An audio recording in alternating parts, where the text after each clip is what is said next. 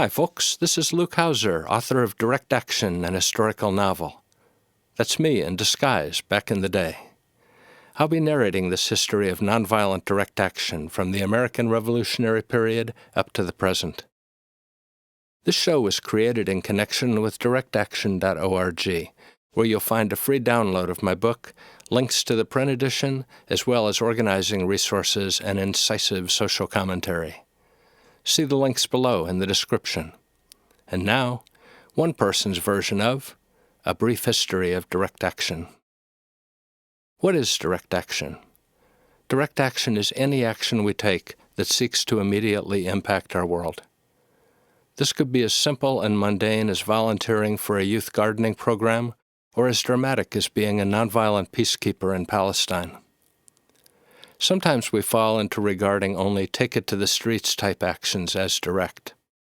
In fact, any time we undertake to make change ourselves, rather than delegating it to an authority or lobbying the government to solve the problem, we're taking direct action. Direct action through American history. Direct action has a long and well-documented history in this country. Some famous examples are the Boston Tea Party and the entire American Revolution, the Underground Railroad, the women's suffrage movement, the civil rights movement, labor and union organizing, indigenous uprisings at Wounded Knee and Alcatraz, the feminist movement, the gay rights movement, cultural organizing such as the Beats and hippies, Food Not Bombs, Seeds of Peace, and other guerrilla kitchens, and anyone who has ever stuck a flyer on a telephone pole. Why direct action? Why take direct action? Many people watching this slideshow already know that we can't expect the government, corporations, banks, boards of regents, and other institutions to initiate change. It's not a question of electing better leaders. It's the nature of these institutions to uphold the status quo. The most we can expect is that they can be pressured to ratify rights that have first been won in the streets. This has been true of the rights of unions, women, people of color, gays and lesbians. The list goes on and on. Unless people who care about the world take direct action and make change ourselves, as in these photos from Occupy Oakland in 2011, there's no pressure on the government to do anything besides serve the rich and powerful. This is not an argument against all government. We need government institutions to back up the hard-won victories of direct action. The civil rights and labor movements achieved great gains, but at some point it was essential to nail down the victories in concrete legislation. This is the pattern of social change. It's won in the streets and ratified in the halls of government. Nonviolence, peaceful power. The development of direct action in the U.S. has witnessed increasing emphasis on nonviolence. For earlier movements such as the American Revolution, the abolitionist movement, and union organizing, violence was seen by some as part of an overall strategy for change. More recent efforts have moved toward a commitment to nonviolence. Sometimes this grows from a spiritual practice, and sometimes it reflects a personal commitment to principles of love and unity, as with hippies or ravers. Nonviolence can also be used to unify diverse communities in mutual trust and respect.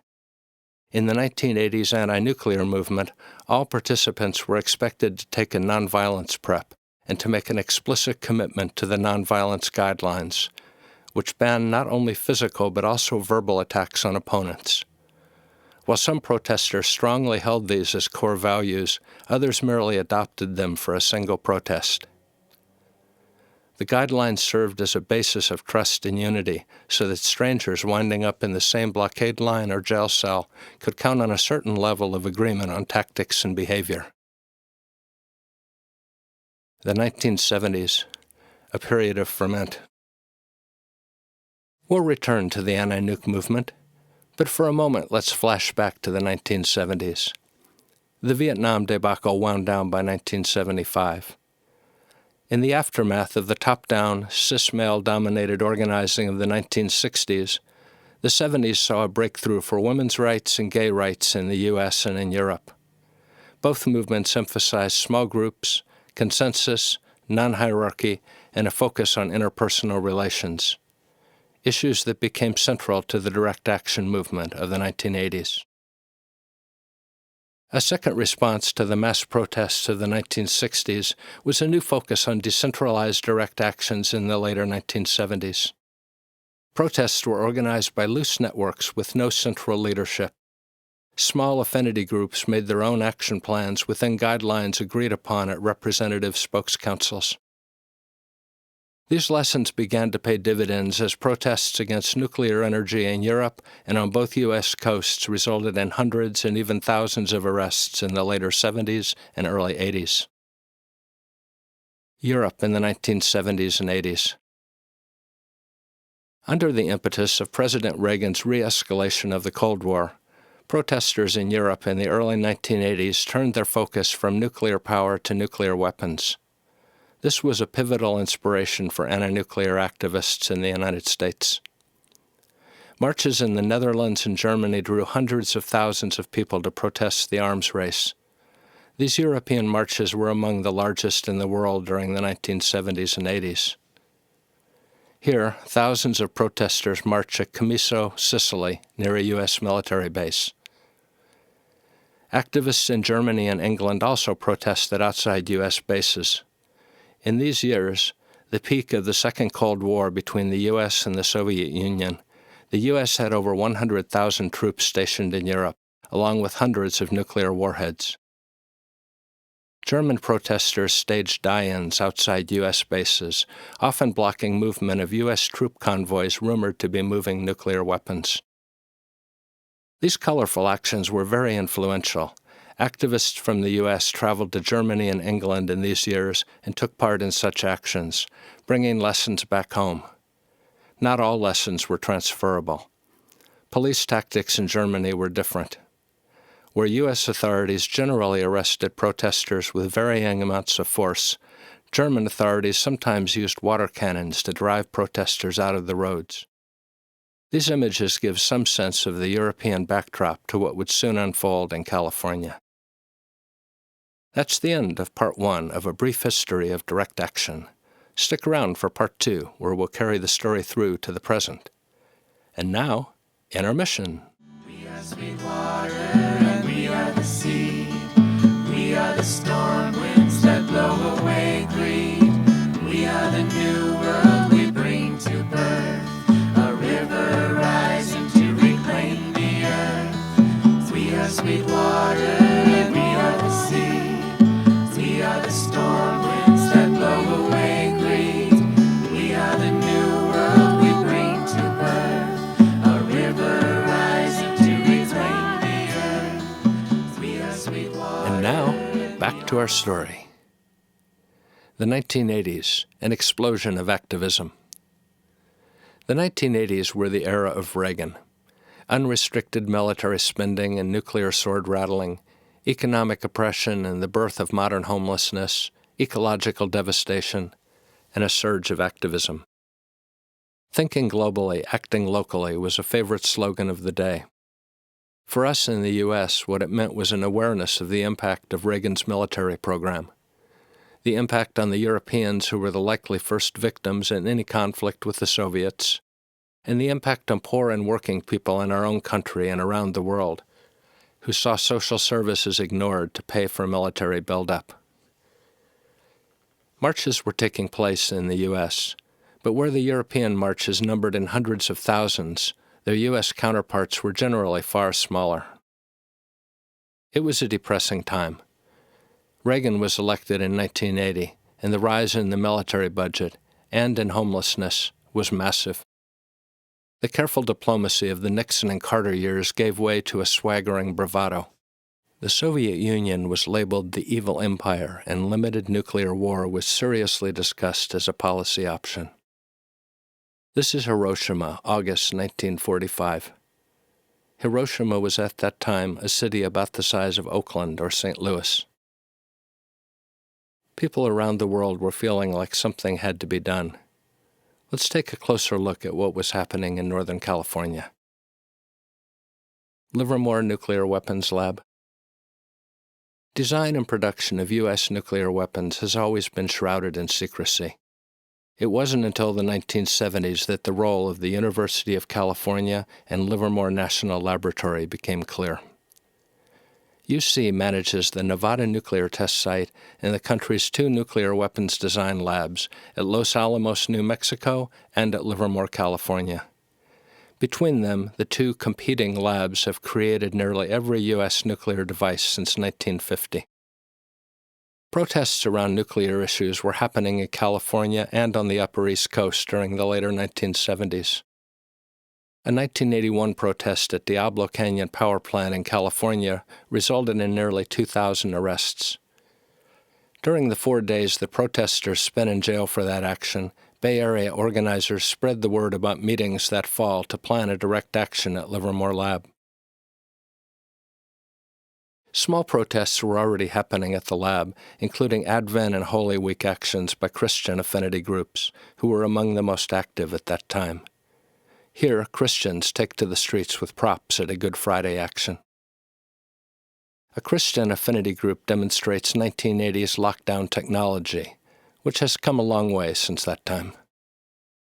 Meetings in fall and winter 1981-82 led to a series of nonviolent blockades at Livermore Lab. Before these actions, small affinity groups took part in day-long activism preps, role-playing possible actions and jail scenarios. A diverse crowd of over 5,000 people, including members of the Sisters of Perpetual Indulgence, showed up at the lab on summer solstice 1982. And thousands more took part in other protests over the next several years. Buddhist monks were among hundreds of faith-based protesters. Quaker, Unitarian, Jewish, and pagan affinity groups were active, including founding members of the reclaiming tradition of magical activism. Parents and kids bring poignancy to anti-nuclear and anti-war organizing. Among the several thousand people arrested at Livermore in 1982 and 83 were dozens of young people. Arrestees under 18 were taken to juvenile hall, booked, and released to their parents or guardians. A few managed to hide their age and were jailed with the adult protesters. Here's a typical blockade scene. The nonviolence guidelines say that we will not use verbal violence, which reduces the confrontational tone found at many protests. Some people sang, some chanted. Some lectured the cops about the arms race, while others pleaded with them to stop protecting nuclear weapons. Many protesters accepted arrest and cooperated with police. Some refused to cooperate. This was considered an individual choice, and blockaders consented in advance to hold solidarity with anyone non-cooperating to make sure they did not get additional resisting arrest charges. Sometimes police would drag non-cooperators, but often they would use pain compliance holds, pressure points, and wrist locks. A number of people using wheelchairs were arrested in the blockades and were jailed with the rest of us. People using wheelchairs were as likely as anyone to non-cooperate. A strange footnote. The big June blockades were far too large for the Alameda County Jail. In 1982, we were held in a warehouse and gymnasium on the jail grounds. The next year, they knew we were coming, so they rented striped circus tents and set them up on the jail grounds, where they held us for an average of 10 days in miserable conditions.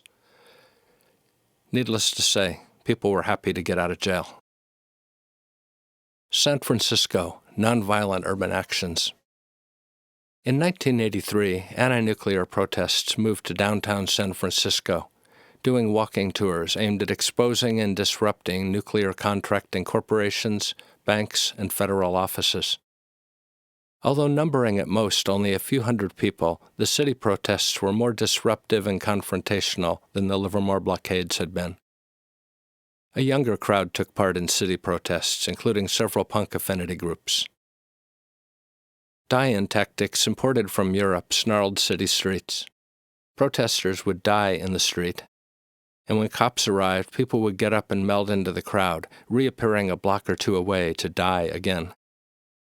These tactics, used in the 1980s by protests of 100 to 300 people, blossomed years later at the World Trade Organization protests in Seattle in 1999, and again in San Francisco during the anti-war protests of early 2003, when thousands of people used mobile tactics to shut down the financial district.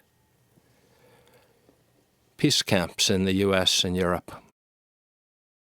As I mentioned at the top, direct action is not simply about confronting police and getting arrested. A powerful alternative is peace camps.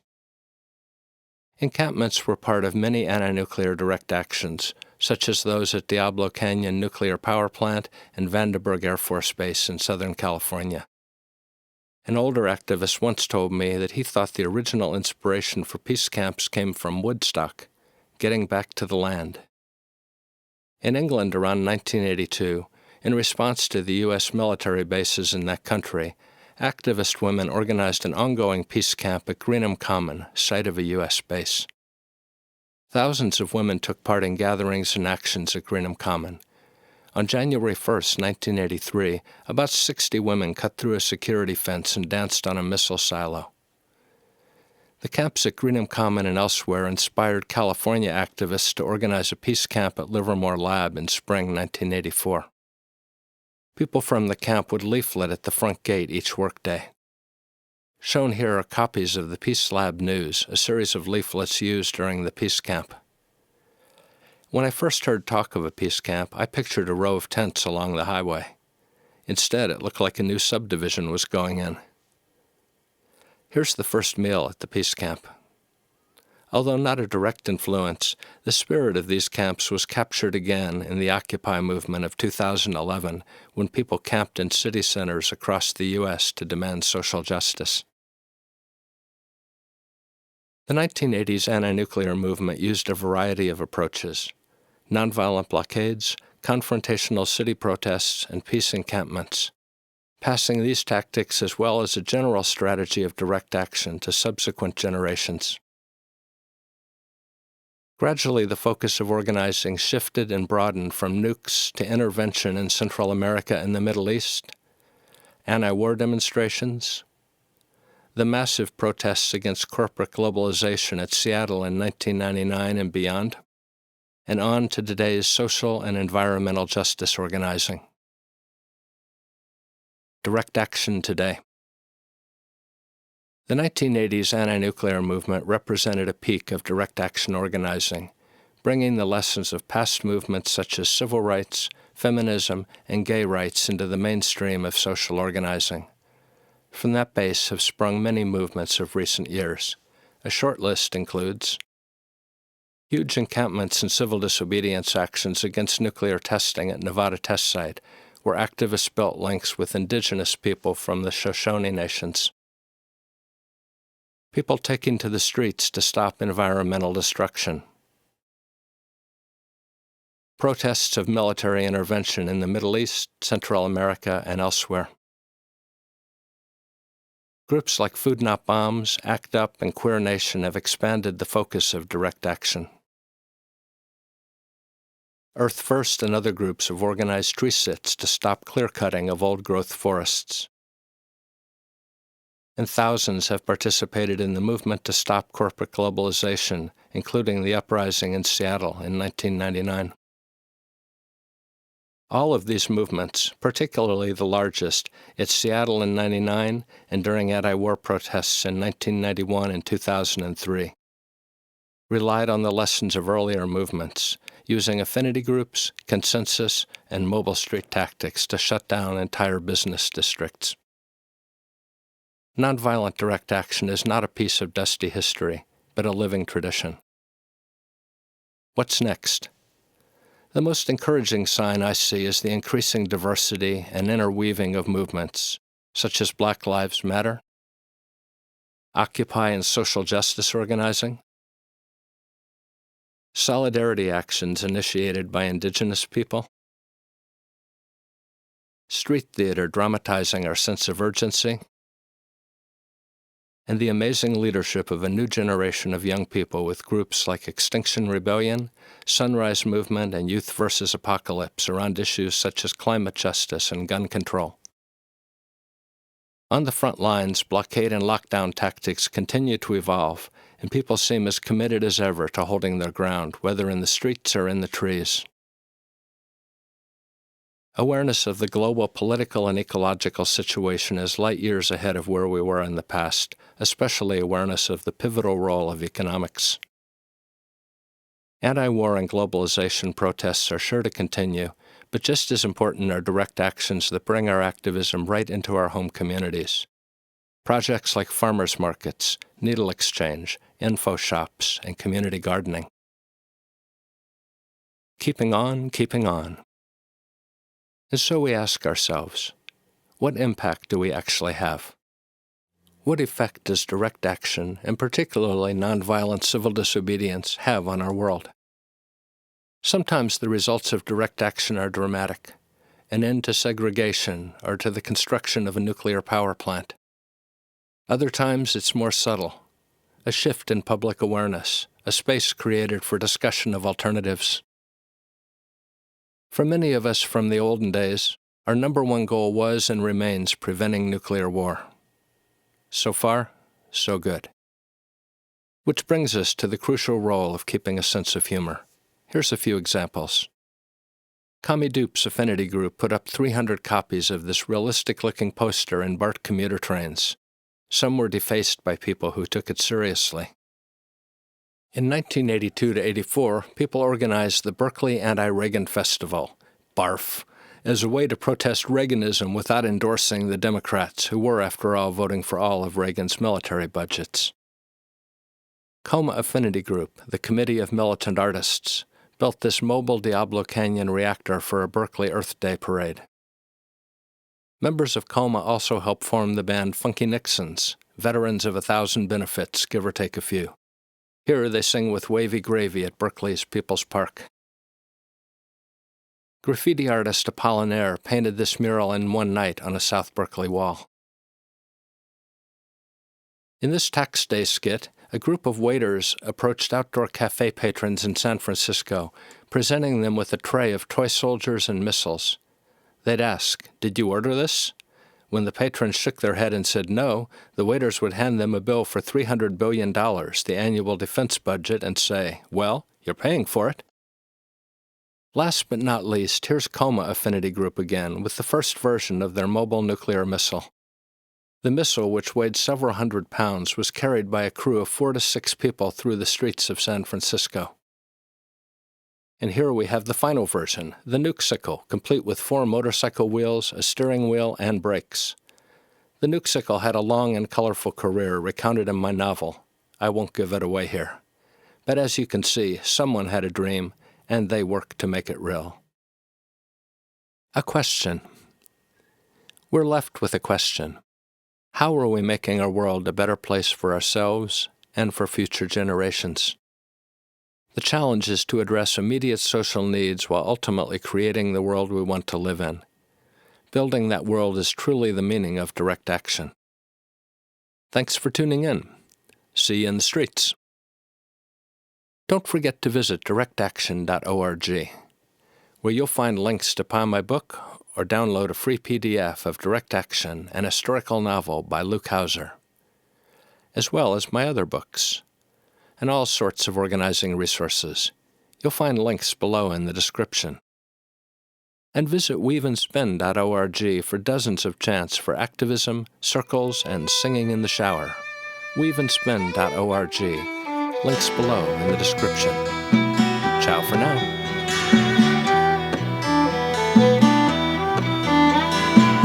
Sweet water and we are the sea. We are the storm winds that blow away greed. We are the new